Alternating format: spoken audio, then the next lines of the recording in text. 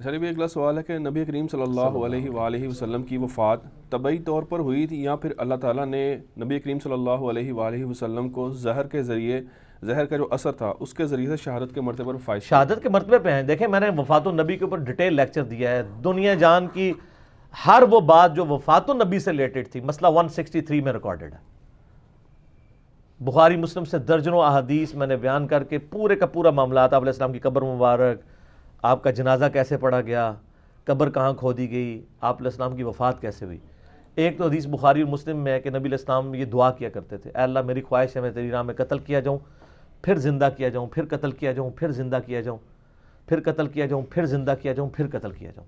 یہ قتل کے الفاظ ہیں، آپ نے ترجمے میں شہادت کر دیا ہوا ہے چونکہ آپ جو ہے نا وہ، حالانکہ شہادت بھی عربی کا لفظ ہے لیکن یہ لوگ اللہ تعالیٰ کو بھی ٹیچ کرنا چاہتے ہیں نا. قرآن میں وہ آیت ہے نا وما محمد الا رسول قد خلت من قبلہ الرسل افئن مات او قتل، محمد تو نہیں مگر ایک رسول ہی، اگر یہ مر جائیں یا قتل ہو جائیں تو کیا تم دین سے الٹے قدم پھر جاؤ گے. انہوں نے اردو میں ترجمہ پتہ کیا کیا ہے، اگر یہ وصال فرما جائیں یا شہید ہو جائیں. حالانکہ وصال بھی عربی کا لفظ ہے اور شہید بھی عربی کا لفظ ہے. اللہ نے یہ لفظ نہیں استعمال کیا. They are trying to teach their lord, یہ اپنے خدا کو تعلیم دینا چاہتے ہیں اور اسی تعلیم کی وجہ سے بدعقیدگی آ گئی. وصال کا تو مطلب وہ کہتے ہیں وصل ہوا ہے، کہتے ہیں وفات تو ہوئی نہیں وصال ہوا ہے. وہ پھر آگے پوری ایک کہانی بھی شروع ہو گئی.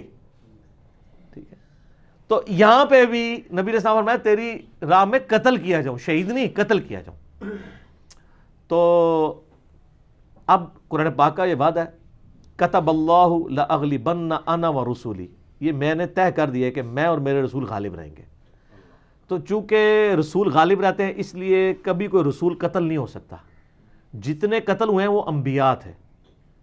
آپ دیکھیں حضرت زکریا علیہ السلام رسول نہیں تھے، نبی تھے، وہ قتل ہو گئے.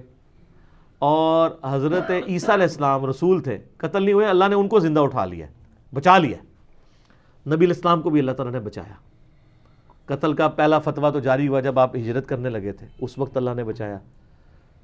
اس کے بعد جو بنو قینقاع نے آپ کو یعنی پتھر کے نیچے شہید کرنے کی کوشش کی، بنو قریظہ نے کوشش کی، سب ہر جگہ سے بچایا.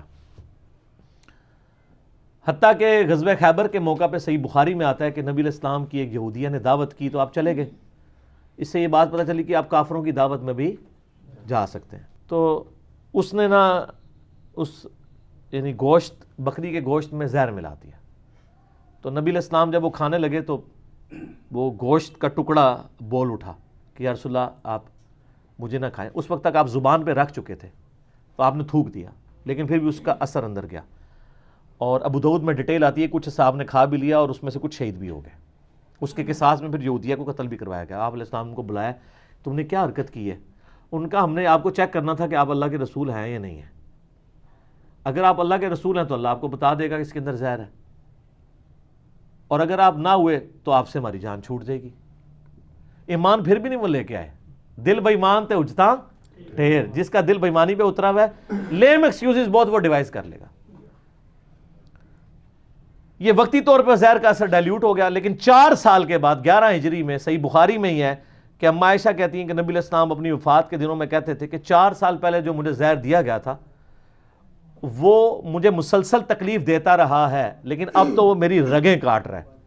تو آپ علیہ السلام کو اللہ تعالیٰ نے آنرری طور پہ اس زہر کا اثر لوٹا کر شہادت کے درجے پہ فائز کیا. اگر وہ والی شہادت اسی وقت بھی ہو سکتی تھی، یعنی شہادت کے درجے تک پہنچانا تھا، تو نبی علیہ السلام یعنی شہید ہوئے ہیں. اور لیکن یہ شہادت وہ والی نہیں ہے کہ کافروں نے آپ پہ غلبہ پایا ہو. اللہ تعالیٰ نے ایک بہانہ بنایا آپ علیہ السلام کو دنیا سے اٹھانے کا، آپ نے شہید تو ہونا ہی تھا. ٹھیک ہو گیا. علی بھائی اگلا سوال ہے کہ نبی صلی اللہ علیہ وآلہ وسلم کی وفات کے بعد اس امت نے آخر آل محمد صلی اللہ علیہ وآلہ وسلم پر اتنا ظلم کیوں کیا، جبکہ غدیر خم کے اوپر نبی صلی اللہ علیہ وآلہ وسلم نے اتنی تاکید فرمائی تھی کہ میرے اہل بیت کا خیال کرنا، تو پھر کیوں نہیں خیال کیا گیا؟ سارا مولویوں کا قصور ہے، ان سے پوچھیں جا کے، میرا تو کوئی لینا دینا نہیں ہے. یہ تو یعنی بہت بڑا ٹاپک ہے. میں نے اسی محرم الحرام 1440 ہجری میں مجلس نمبر 28 ریکارڈ کروا دی ہے سنی شیعہ کنفلکٹ اور محرم کے اوپر. ظاہر ہے یہ بہت سیریس کوسچن ہے. کہ نبی علیہ السلام اپنی وفات سے 2 مہینے پہلے کہہ رہے ہیں غدیر خم پہ، صحیح مسلم میں اوپر تلے 4 حدیث ہیں 6225 سے لے کے 6228 تک، کہ میں اپنے بعد تم میں 2 بھاری چیزیں چھوڑ کے جا رہا ہوں، ان میں سے پہلی چیز اللہ کی کتاب ہے، اس میں ہدایت ہے، اس میں نور ہے، تم اللہ کی کتاب کو پکڑو، اپنا تعلق اس کے ساتھ مضبوط کرو، یہ اللہ کی رسی ہے، جو اسے پکڑے گا ہدایت پہ ہوگا، جو چھوڑ دے گا گمراہ ہو جائے گا۔ اور دوسری بھاری چیز میرے اہل بیت ہیں، میں اپنے اہل بیت کے معاملے میں تمہیں اللہ کا خوف دلاتا ہوں، 3 دفعہ آپ نے فرمایا۔ لیکن امت نے نہ قرآن کو پکڑا اور نہ اہل بیت کو چھوڑا پنجابی والا کہ سب کو چن چن کے شہید کر دیا۔ تو یہ بہت بڑا ایک المی ہے، اور اسی چیز نے امت کو پھر ایک نہیں نہ ہونے دیا۔ صدیوں سے مسلمان آپس میں بٹے ہوئے۔ تو جس طرح امت اگلی امتوں نے اپنے پیغمبروں کی دعوت کو ان کی وفات کے بعد پیٹھ کے پیچھے ڈال دیا، اسی طریقے سے اس امت نے بھی کیا۔ وہ سورہ مریم میں آتا ہے نا کہ نبیوں کے جانے کے بعد ناخلف لوگ ان کے جانشین ہو گئے، جنہوں نے نمازوں کو ضائع کیا اور دنیا کے وہ شہوات کے اندر پڑ گئے۔ اس پہ میں نے مسئلہ نمبر 116D ریکارڈ کروایا تھا، اور اس میں میں نے اس آیت کی تشریح بیان کی تھی اور بخاری مسلم کی حدیث بیان کی تھی۔ آپ علیہ السلام نے اپنی وفات سے 1 مہینے پہلے شہدائے احد کے اوپر خطبہ دیا تھا، ان کی قبروں پہ جا کے، اور کہا کہ وہاں پہ لوگوں کو صحابہ کو جمع کر کے اصل بتانا یہ تھا کہ سب نے مر کے ادھر ہی آنا ہے، دیکھنا مجھے اپنے بعد تم سے خطرہ نہیں، تم شرک کرو گے بلکہ تم دنیا کے مال میں پھنس جاؤ گے اور تم ایک دوسرے کو قتل کرو گے، پھر اسی طرح تم بھی تباہ و برباد کر دیے جاؤ گے جس طرح اگلی قومیں کر دی گئی۔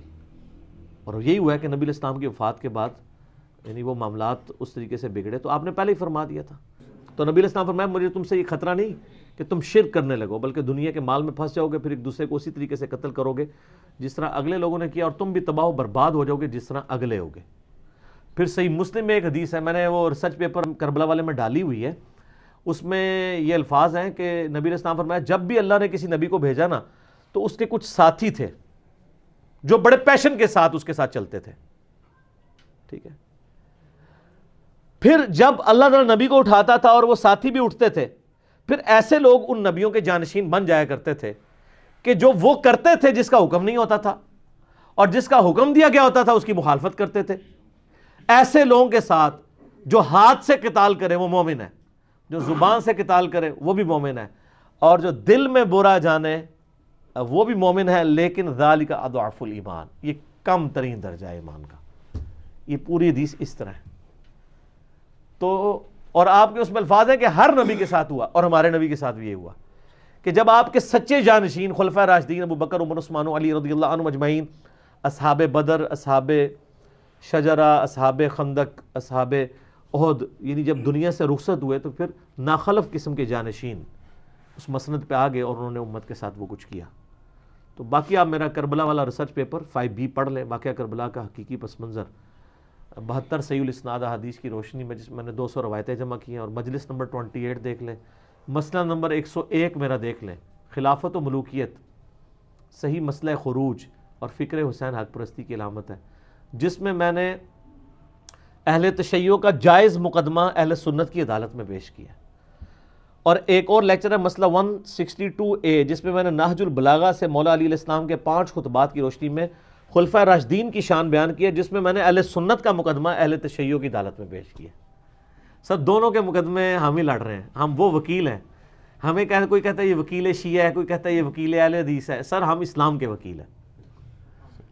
یہ آپ اپنے ساتھ لگایا کریں، جن کے یعنی جن فرقوں کے ناموں پہ آپ نے چندے بٹورنے ہوتے ہیں اور اپنی مسندیں چلانی ہوتی ہیں اور قربانی کی کھالیں جمع کرنی ہوتی ہیں، ہمارا تو کوئی لینا نہیں، ہم اسلام کے وکیل ہیں، اللہ کے فضل سے اسلام کا مقدمہ لڑ رہے ہیں، اور ہر فرقے کی جائز چیز کا مقدمہ لڑ رہے ہیں اور ناجائز چیز کے خلاف لڑ رہے ہیں۔